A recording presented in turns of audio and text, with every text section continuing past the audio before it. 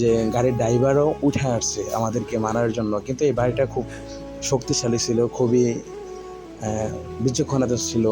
এই বাড়িটার জন্য হয়তো আমরা কিছু দূর আগাইতে পারছি। তো বাড়িটা বারবার বলতেছিল যে আমি গার্মেন্টসে চাকরি করেছি, তো কী হয়েছে, তোমাকে টাকা দিয়েছি, ভাড়া দিয়েছি, তুমি আমার গন্তব্যে পৌঁছায় দেবে না কেন? অনেক কথা কাটাকাটির পর অবশেষে আসসালামু আলাইকুম ওয়া রাহমাতুল্লাহ, আবারও আপনাদের সামনে হাজির হয়েছি নতুন একটি ব্লগ ভিডিও নিয়ে। কিন্তু আজকের ব্লগটা একটু আলাদা, কারণ আজ বিদায়ের মুহূর্ত।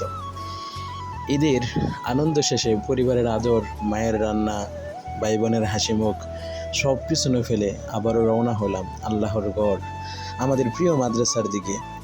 রাস্তা অনেক দীর্ঘ, পথ অনেক কঠিন, কিন্তু মন বলছে সবুর করো ভাই, এই পথ হয়তো জান্নাত লুকিয়ে আছে। তো চলতে চলতে আমাদের ঐতিহ্যবাহী মধুপুর বাজার জলছত্র, যেখানে আনারস, কলার আড়ত, বিশাল পাইকারি সমূহ বিক্রি করা হয়। এখানে দেখতে পাচ্ছেন যে যারা কৃষক আছে তারা রাস্তায় সারিবদ্ধভাবে ভ্যানের মধ্যে আনারসগুলো সাজিয়ে সাজিয়ে রেখে দিয়েছে। এখান থেকে সারা বাংলাদেশের বিভিন্ন প্রান্তে এই আনারসগুলো ছুটে যায়। যারা এই আনারস খেয়ে আত্মাকে প্রশান্তি দেয়। গরমের সময় আনারস অনেক কাজে আসে, যখন জ্বর আসে তখন এই আনারস খাইলে কাজে আসে, শরীর যখন হালকা হয় তখন কলা খেলে শরীরটা পাতলা হয়। তো জলছত্র বাজার পার হয়ে চলে এসেছি আমাদের মধুপুরের যে বাস স্ট্যান্ড। দেখতে পাচ্ছেন যে বাস স্ট্যান্ডে বিশাল এক আনারস, বিশাল বড়। তো সেখান থেকেও পার হয়ে যখন এসে পড়ছে আপনাদের বাস স্ট্যান্ডে, এখানে দেখতে পাচ্ছেন যে এক এক চালক এক একজন এক এক রকমের দাম চাচ্ছে, ভাড়ার দাম চাচ্ছে। অবশেষে একটা গাড়িতে উঠে বললাম, উঠে কিছু দেখতে পাচ্ছেন যে আমাদের কিছু মুরব্বি চাচা গাড়ি যায় না দেখে তারা গাড়ির পিছনে লাঠি দিয়ে বাইরাচ্ছে। আমাদের গাড়িটাও অনেক সময় লেট করছে, মাশাআল্লাহ অনেক দীর্ঘ সময় বসে থাকতে থাকতে আর ভালো লাগে না। তখন এক কাকা আনারস নিয়ে আসছিল, তো দেখতে পাচ্ছেন 2 প্যাকেট আনারস খেলাম। তো আনারস খেতে খেতে অবশেষে গাড়িটা চালু করলো। তো গাড়িটা চালু করে দিয়েছে অলরেডি, আলহামদুলিল্লাহ। অনেক যাত্রী ছিল আমাদের গাড়িতে। তো চলতে চলতে রাস্তার অনেক কিছুই দেখে ফেললাম। রাস্তায় চলতে চলতে অনেক কিছুই চোখে পড়ে, কারো ধাক্কা, কারো গালাগালি, কারো অবহেলা, এ সবই যেন আজকাল স্বাভাবিক হয়ে গেছে। কিন্তু একজন মুসলমান কখনো এই পথে চলতে পারে না। রাস্তা কারো বাপের না, এটা সবার। তাই রাস্তা দিয়ে চলার সময় চোখ, মুখ, মন সব কিছু হেফাজত করা ফরজ।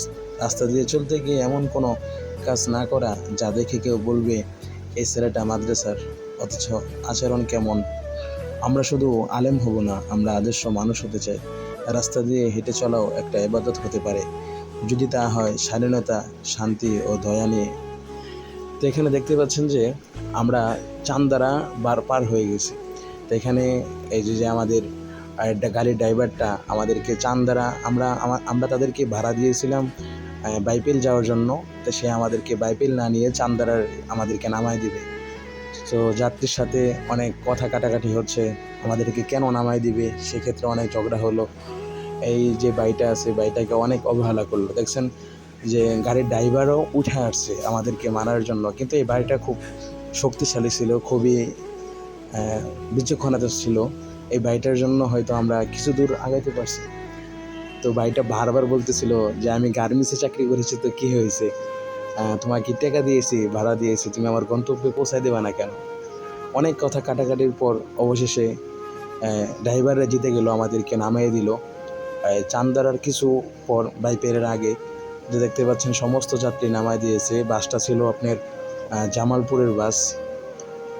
অবশেষে দেখলাম যে কোনো বাসই নেই, রাস্তা দিয়ে হেঁটে হেঁটে চলে যেতে হচ্ছে। অনেক জ্যাম ছিল, রাস্তার কাজ হচ্ছিল, এজন্য রাস্তায় অনেক জ্যাম। আমিও কী করলাম, হাঁটতে শুরু করলাম, হেঁটে হেঁটে যাওয়া শুরু করলাম। অবশেষে গাড়িতে পৌঁছে গিয়েছি, আমার প্রিয় জামিয়ার দিকে চলে আসছি। শেষ পর্যন্ত আলহামদুলিল্লাহ মাদ্রাসায় পৌঁছে গিয়েছি। পথে অনেক কষ্ট ছিল, অনেক বাধা ছিল, কিন্তু আল্লাহর ফজলে ঠিকই পৌঁছে গিয়েছি সেই প্রিয় জায়গায়, প্রিয় জামিয়ায়, যেখানে সকাল সন্ধ্যা আল্লাহর নাম উচ্চারিত হয়, কোরআনের শব্দ মুখরিত হয় চারিদিক। এটা আমাদের গন্তব্য, এটাই আমাদের শান্তির ঠিকানা। আলহামদুলিল্লাহি আলা কুল্লি হাল। সকলে আমাদের জন্য দোয়া করবেন, এই পথ যেন আমাদের